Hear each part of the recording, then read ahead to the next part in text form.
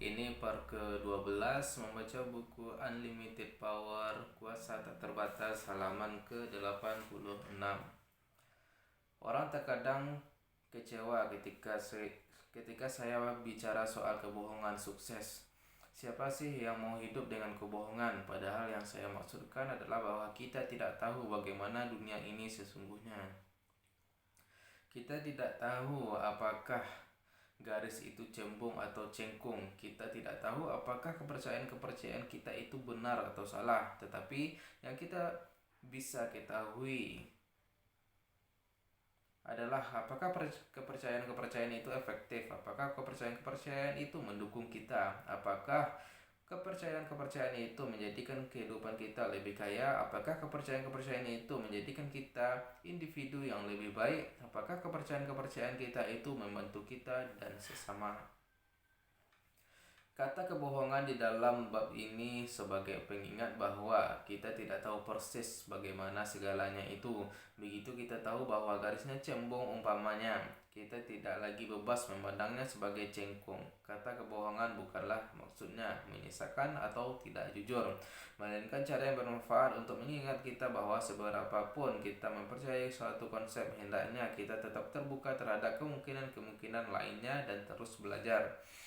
Saya sarankan Anda pandang ketujuh kepercayaan ini dan Anda putuskan apakah ketujuhnya bermanfaat bagi Anda. Telah berulang-ulang saya temukan ketujuhnya pada orang-orang sukses yang telah saya pelajari modelnya. Untuk mempelajari model kesempurnaan, kita harus mulai dengan sistem kepercayaan kesempurnaan. Telah saya temukan bahwa ketujuh kepercayaan inilah yang memberdaya orang untuk menggunakan lebih, berbuat lebih, mengambil tindakan lebih besar, dan menghasilkan hasil-hasil yang lebih besar.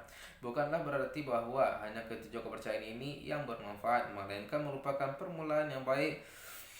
Ketujuhnya efektif bagi yang lain, dan saya mau Anda jejaki apakah juga efektif bagi Anda. Kepercayaan pertama, segalanya terjadi karena suatu alasan dan suatu maksud, dan itu demi kebaikan kita sendiri. Anda ingat kisah tentang Wimitel? Apakah kepercayaan sentral yang membantunya mengatasi kesusahan?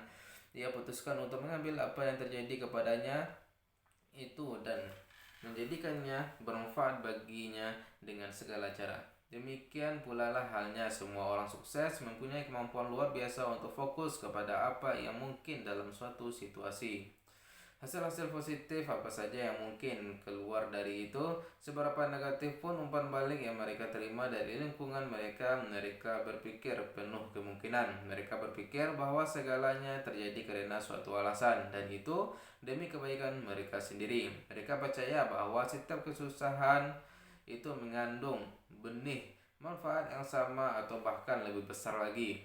Saya jamin bahwa orang-orang yang menghasilkan hasil-hasil luar biasa itu berpikir demikian. Renungkanlah ini dalam kehidupan Anda sendiri.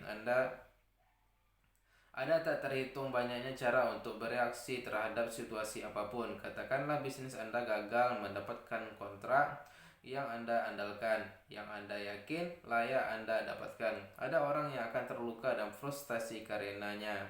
Mungkin pulang dan terpuruk atau keluar minum-minum. Ada juga yang marah karenanya, mungkin menyalahkan perusahaan yang memberikan kontrak tersebut, menganggap mereka hanyalah individu yang tidak becus, atau mungkin menyalahkan orang sendiri sebagai merusak sesuatu yang sudah di depan mata. Semuanya itu mungkin melampiaskan kekesalan, tetapi tidak membantu, tidak mendekatkan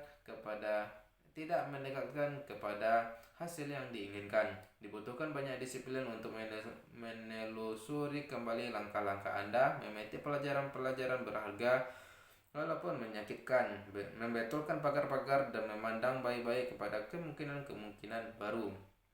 Tetapi itulah satu-satunya cara untuk mendapatkan hasil positif dari apa yang tampaknya merupakan hasil negatif. Izinkan saya memberi Anda contoh yang baik tentang kemungkinan. Mary Lee Hamilton, seorang mantan guru atau ratu kecantikan, adalah pengusaha sukses di Fresno, California. Ia juga selamat dari suatu kecelakaan mengerikan. Ketika berusia 29 tahun, ia jatuh dari tebing berbatu-batu dalam kecelakaan peluncur gantung yang membuatnya harus menggunakan kursi roda, lumpuh dari pinggang ke bawah. Marily Hamilton tentunya bisa fokus kepada banyak hal yang tidak mungkin lagi dikerjakannya, tetapi ia justru fokus kepada kemungkinan-kemungkinan yang terbuka baginya. Ia berhasil melihat peluang dalam tragedi yang menimpanya. Sedari mula ia frustasi dengan kursi rodanya. Ia merasa kursi rodanya itu terlalu mengurungnya, terlalu menghambatnya. Kita mungkin tidak bisa menilai keefektifan sebuah kursi roda, tetapi Maril Hamilton bisa. Ia merasa ia secara unik dalam diperlengkapi untuk merancang kursi roda yang lebih baik. Maka ia berkumpul bersama dua temannya yang membuat peluncur gantung dan mulai menggarap sebuah prototipe untuk kursi roda yang lebih baik. Ketiganya kemudian membentuk perusahaan yang disebut Mission Design. Sekarang perusahaan ini telah menjadi kisah sukses multi-jutaan dolar yang merevolusi industri kursi roda dan akhirnya menjadi usaha kecil tahun ini di California pada tahun 1984. Mereka rekrut karyawan pertama mereka pada tahun 1981 dan sekarang mempunyai 80 orang karyawan dan lebih dari 800 penyalur. Saya tidak tahu apakah Maril Hamilton pernah secara sadar duduk merenungkan kepercayaan-kepercayaannya, tetapi ia telah beroperasi dari kesadaran dinamis akan kemungkinan-kemungkinan, kesadaran akan apa yang bisa ia kerjakan. Boleh dikata semua sukses besar itu bekerja dengan kerangka berpikir yang sama. Luangkanlah waktu sejenak untuk kembali merenungkan kepercayaan-kepercayaan Anda. Apakah secara umum Anda ekspektasikan segala berjalan lancar atau tidak? Apakah Anda ekspektasikan upaya-upaya terbaik Anda sukses atau terhambat? Apakah Anda melihat potensi dalam situasi? Atau apakah Anda melihat hambatannya? Banyak orang cenderung fokus kepada yang negatif daripada yang positif. Langkah pertama untuk mengubah itu adalah mengakuinya. Kepercayaan akan keterbatasan menciptakan orang-orang yang terbatas. Kuncinya adalah melepaskan keterbatasan itu dan beroperasi dari sumber-sumber daya yang lebih tinggi. Pemimpin-pemimpin dalam kebudayaan kita adalah orang yang melihat kemungkinan, yang bisa memasuki padang gurun dan melihat sebuah kebun. Mustahil. Apa yang terjadi di Israel? Kalau Anda mempunyai kepercayaan yang kuat akan kemungkinan besar Anda akan mencapainya. Kepercayaan kedua, tidak ada yang namanya kegagalan, yang ada hanyalah hasil.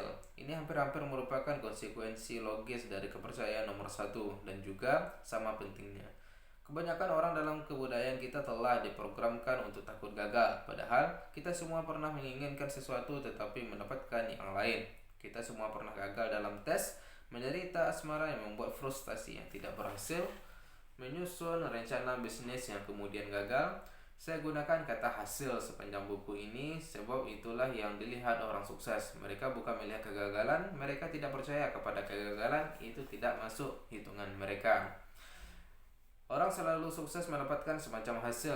Sukses-sukses super dari kebudayaan kita bukanlah orang yang tidak gagal, melainkan orang yang tahu bahwa mereka mencoba sesuatu dan tidak mendapatkan apa yang mereka inginkan. Mereka mendapatkan pengalaman belajar.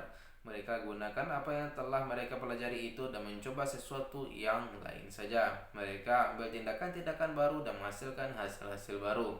Renungkanlah apakah satu manfaat yang Anda punyai hari ini dibandingkan hari kemarin. Jawabannya tentunya adalah pengalaman. Orang yang takut gagal membuat representasi internal di muka tentang apa yang mungkin tidak efektif. Inilah yang menghalangi mereka dari mengambil tindakan yang sebetulnya bisa menjamin tercapainya keinginan mereka. Apakah Anda takut gagal? Nah, bagaimanakah perasaan Anda tentang belajar? Anda bisa belajar dari setiap pengalaman manusia dan oleh karenanya selalu sukses dalam apapun yang Anda lakukan. Mark Twain pernah mengatakan, tidak ada pemandangan yang lebih menyedihkan daripada seorang pesimis muda. Ia benar. Orang yang percaya kepada kegagalan itu hampir dijamin bisa-bisa saja keberadaannya. Kegagalan adalah sesuatu yang pokoknya tidak dipersepsikan oleh orang-orang yang mencapai kebesaran. Mereka tidak terpuruk oleh kegagalan.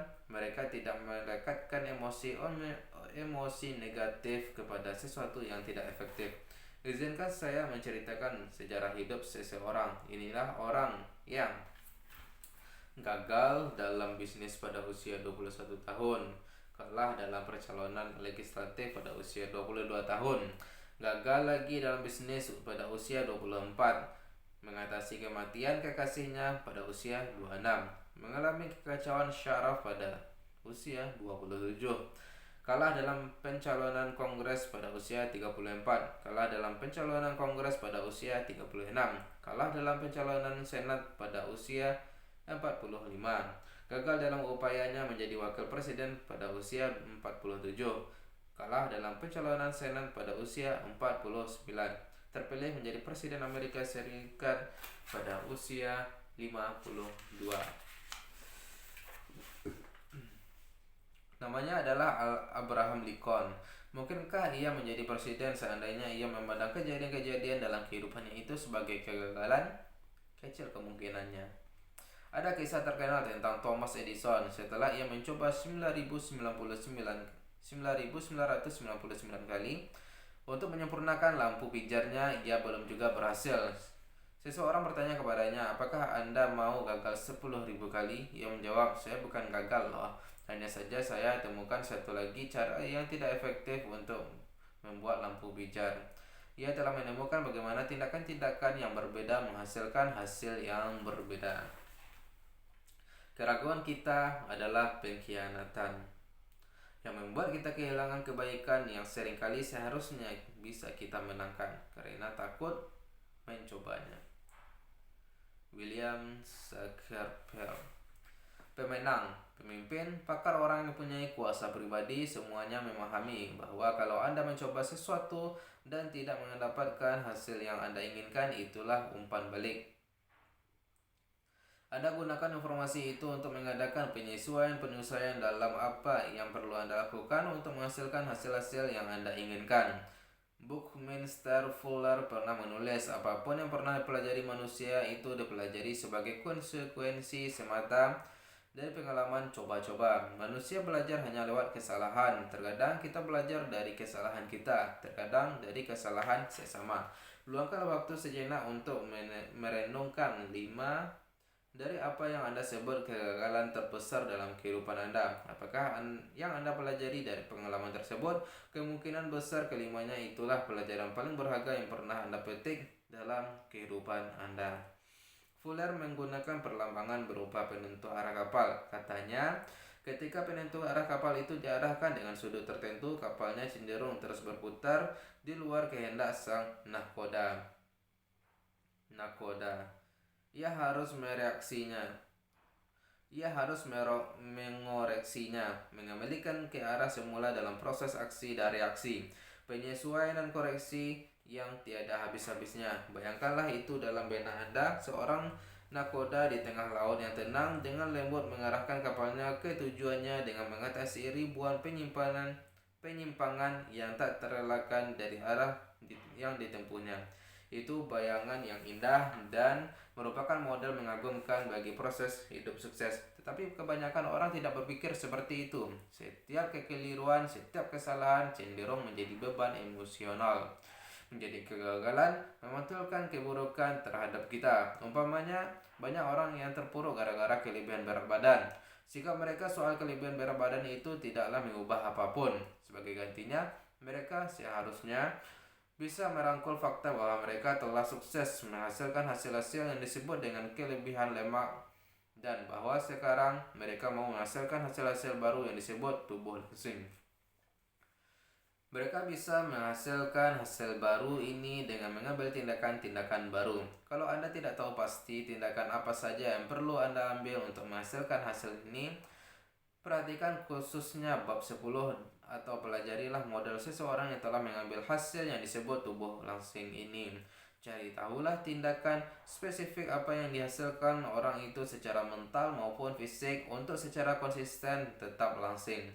Hasilkanlah tindakan-tindakan yang sama, maka Anda akan menghasilkan hasil yang sama. Selama Anda anggap kelebihan berat Anda itu sebagai suatu kegagalan, Anda akan lumpuh. Tetapi Begitu Anda mengubahnya menjadi sesuatu yang Anda hasilkan sendiri, yang bisa Anda ubah sekarang, sukses Anda akan terjamin. Kepercayaan akan kegagalan adalah cara untuk meracuni pikiran. Ketika kita simpan emosi-emosi negatif, kita pengaruhi fisiologi kita, proses berpikir kita, dan kondisi kita. Salah satu keterbatasan terbesar bagi kebanyakan orang adalah takut gagal. Dr. Robert Schuller yang mengajarkan konsep berpikir penuh kemungkinan mengajukan suatu pertanyaan penting: apakah yang akan Anda coba lakukan seandainya Anda tahu Anda tidak akan gagal? Renungkanlah, bagaimanakah jawaban Anda? Kalau Anda betul-betul percaya Anda tidak mungkin gagal, Anda bisa mengambil seperangkap tindakan yang sama sekali baru dan menghasilkan hasil-hasil baru yang Anda inginkan. Bukankah lebih baik Anda mencobanya? Bukankah itu satu-satunya jalan untuk bertumbuh? Jadi saya sadarkan Anda bahwa mulai menyadari sekarang juga bahwa tidak ada yang namanya kegagalan. Yang ada hanyalah hasil-hasil. Anda selalu menghasilkan hasil. Kalau itu bukan yang Anda inginkan, Anda tinggal mengubah tindakan-tindakan Anda, maka Anda akan menghasilkan hasil-hasil yang baru. Coretlah kata kegagalan, lingkarilah kata hasil dalam buku ini, dan berkomitmenlah untuk belajar dari setiap pengalaman. Besok kita akan membahas kepercayaan ketiga, halaman ke-92. Sekian, bye-bye.